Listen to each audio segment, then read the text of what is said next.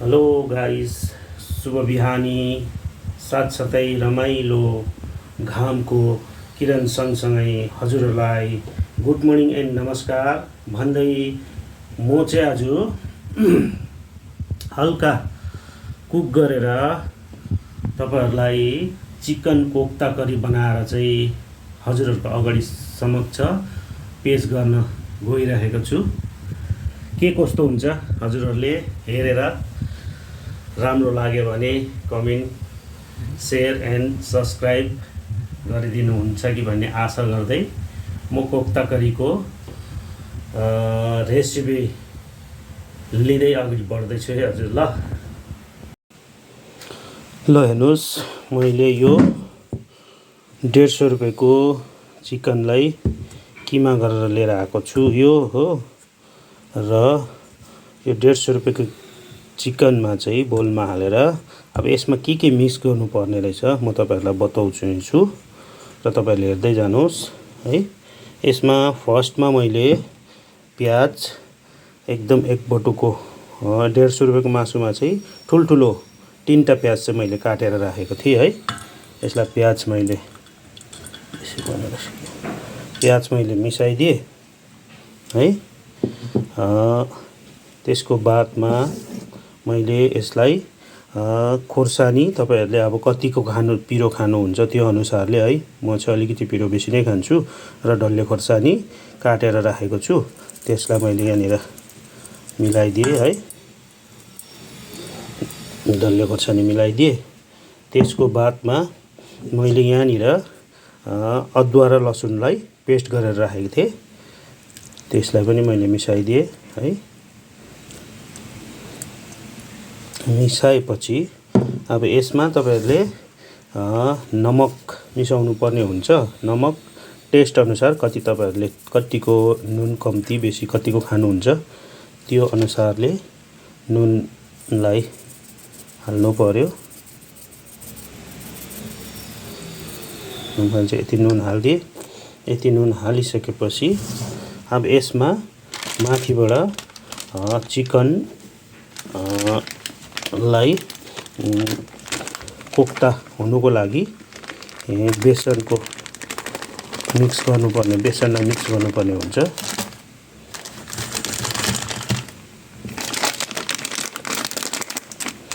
बेसन हाल्दैछु हजुर।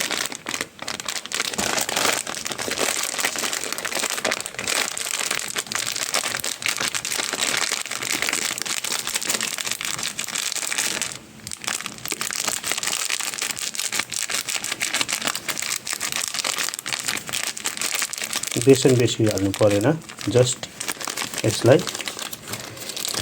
टाइट बनाउनु लागि, चिकनलाई टाइट बनाउनु लागि मात्रै।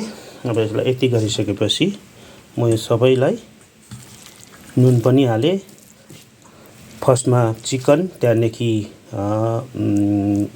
प्याजको उयो प्याजलाई मसिनो काटेको, त्यहाँदेखि खोर्सानी, त्यहाँदेखि नुन, त्यहाँदेखि माथिबाट बेसन हालेर चाहिँ यसलाई मजाले मिक्स गरिदिनु पर्यो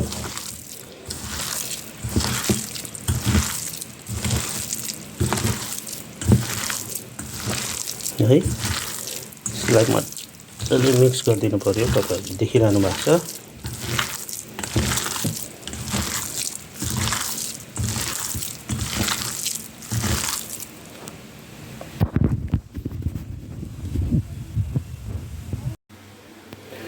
यसलाई मजाले मिक्स गरिसकेपछि चाहिँ हजुर यस्तो हुन्छ।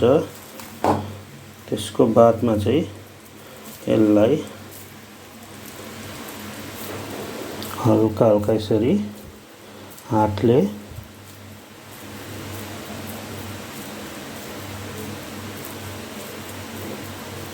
त्यसो गर्दै एउटा यस्तो ठक्क एउटा प्लेटमा यसरी राख्नुहोस् है। त्यहाँदेखि फेरि पनि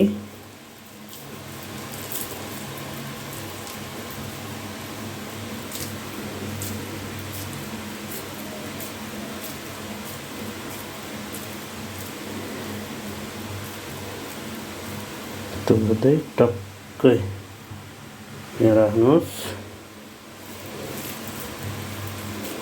फर्स्टमा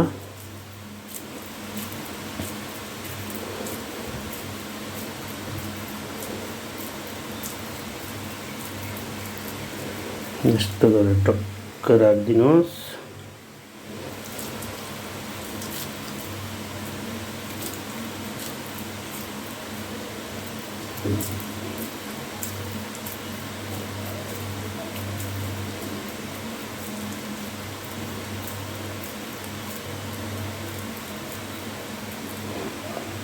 टक्क राखिदिनुहोस्।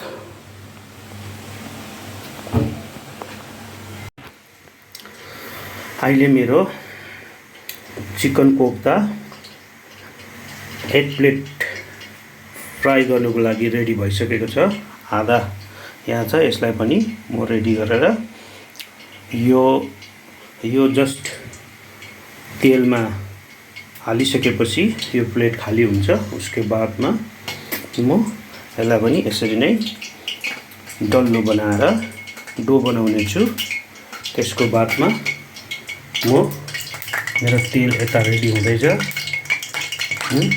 तेलमा म यसलाई कोफ्तालाई हालिदिन्छु। ल हजुर,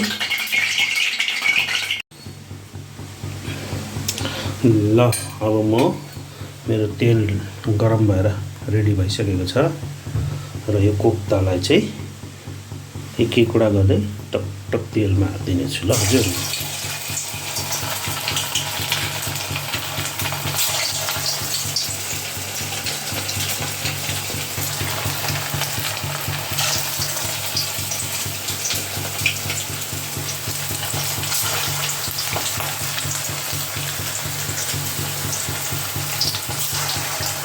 होला यति नै हाल्नु होला, बेसी नै हाल्नु होला। 5वटा हाल्नु मैले तेलमा है।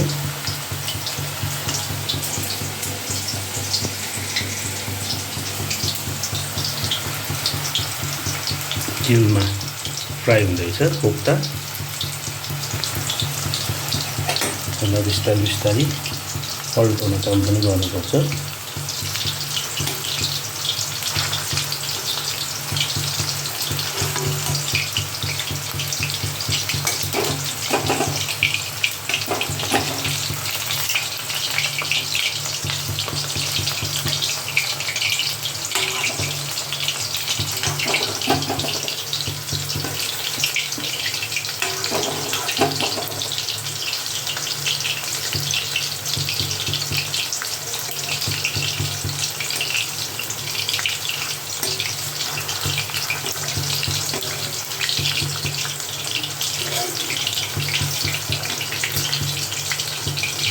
यसलाई पाक्न दिनु पर्यो है।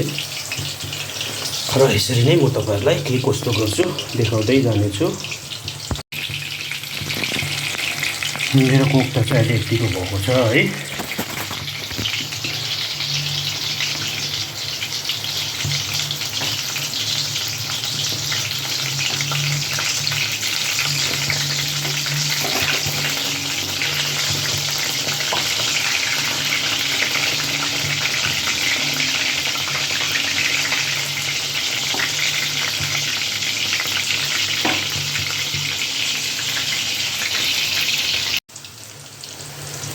लो मेरो यो 5वटा हालेको थिएँ है। यो 5वटा कोफ्ता चाहिँ अहिले रेडी भइसकेको छ र ग्यासको जुन फोर्स छ त्यो चाहिँ एकदमै लोमा राखेर पकाउनु पर्ने हुन्छ।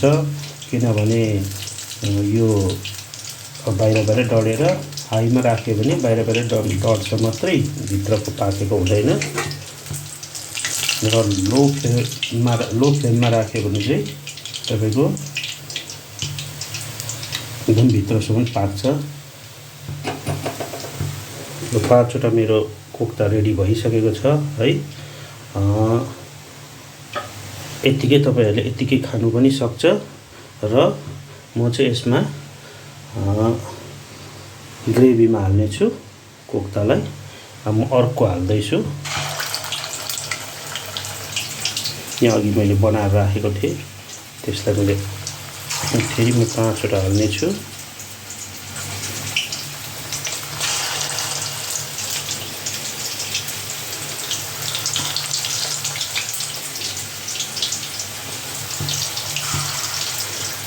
6वटा पनि जाने रहेछ। म 6वटासम्म चाहिँ हालिदिन्छु अब ल। यसलाई एकदमै ग्यासको फोर्स चाहिँ एकदमै कम्ती गर्नुपर्ने हुन्छ, सबैभन्दा लो फ्लेममा राख्नुपर्ने हुन्छ। अब यहाँ उब्रेको थियो, त्यसलाई फेरि म डो बनाउने छु।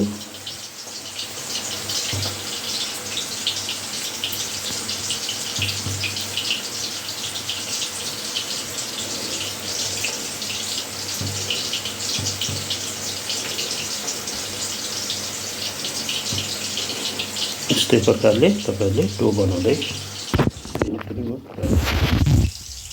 देखाउँदै लानेछु ल हजुर। मेरो सबै कोक्ता रेडी भइसकेको छ है। अब यो कोक्तालाई चाहिँ म ग्रेभीमा हाल्ने कोसिस गर्छु, कोक्ता करी बनाउँछु, त्यो पनि म तपाईहरुलाई सबै देखाउने छु है। अब यहाँ कोक्ता फ्राई गरेको तेल छ, यही तेलमा म तपाईहरुलाई करी बनाएर देखाउने छु। यो तेल छ, यो तेलमा मैले अलरेडी प्याज काटेर राखेको थिएँ, त्यो प्याजलाई म हालिदिँदैछु है।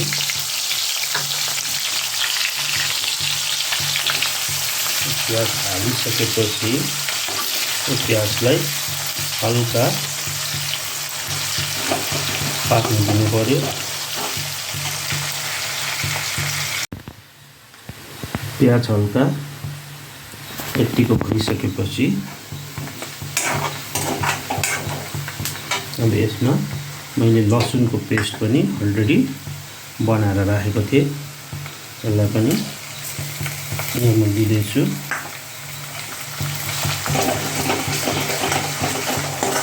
लसुन र अदुवाको पेस्टलाई पनि एकछिन 2 मिनट जस्तो पकाउनु पर्यो।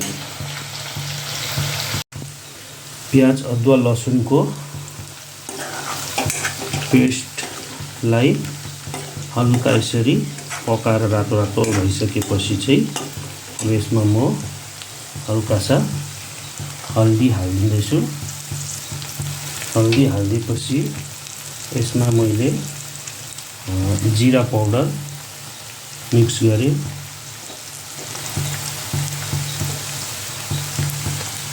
जीरा पाउडर मिक्स गरिसकेपछि धनिया पाउडर हल्का मिक्स गरेँ।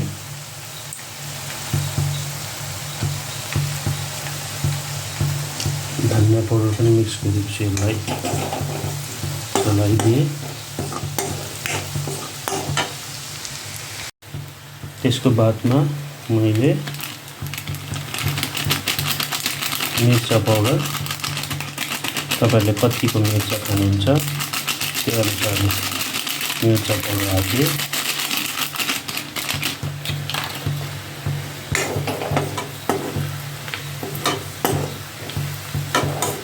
मिर्चा पाउडर हालिदिसकेपछि यसमा काटेको खोर्सानी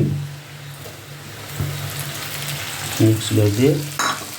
त्यसपश्चात मैले काटेर टमाटर राखेको थिएँ, त्यो टमाटरलाई मिक्स गरिदिएँ।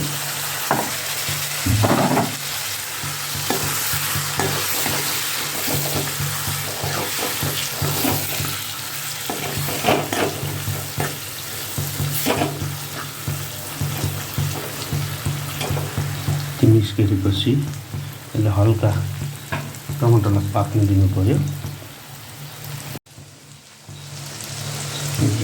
यो टमाटर पाक्दैछ अहिले। टमाटर पाकेपछि यसमा ग्रेभीमा कति नुन खानुहुन्छ त्यो हिसाबले नुन हाल्नु पर्यो।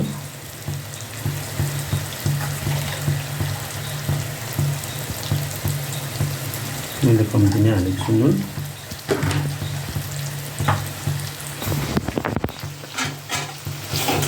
नुन हालेपछि यहाँनिर मैले किमा गर्दाखेरि किमाको हड्डीहरू बचेको थियो, त्यसलाई मैले यहाँ हालिदिएँ।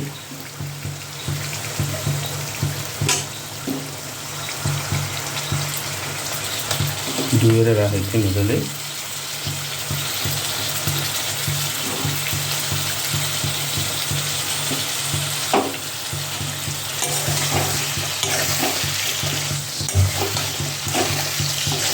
मिक्स गरिसकेपछि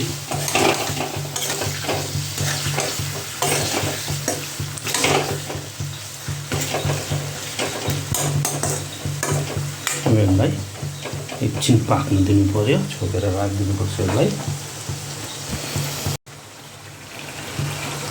मेरो यो जुन बचेको किमाबाट बचेको हड्डी थियो त्यो मैले करीमा हालिदिएको छु है। करी अहिले यस्तो बनिएको छ, आधा यो हड्डीसँग हल्का मासु पनि छ, त्योहरू पाकिसक्यो। अब यसमा म चाहिँ यो कोफ्तालाई चाहिँ करीमा बिस्तारै बिस्तारै हाल्नेछु। हेर्नुहोस्,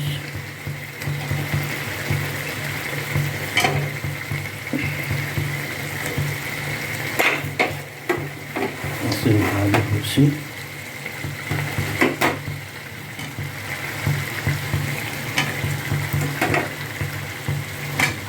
5वटा बचेको छ है। यो 5वटा चाहिँ जस्ट यतिकै सुक्खै खानुको लागि मैले राखेको छु।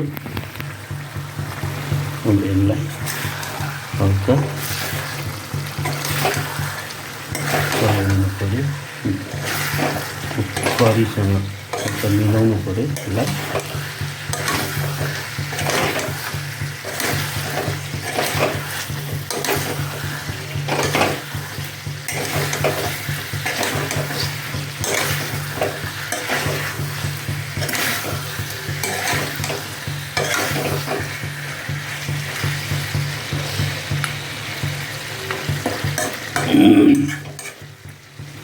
यसलाई भित्र कोफ्ताको भित्र यो करीको रस चाहिँ भित्र पस्ने गरी एकछिन पकाउनु पर्यो है। तपाईँहरूलाई म देखाउँदै जानेछु। फाइनल्ली कोफ्ता करी रेडी भएको छ। हेर्नुहोस्, मेरो कोफ्ता करी त्यस्तो भएको छ हो। सायद टेस्टमा पनि राम्रो नै होला।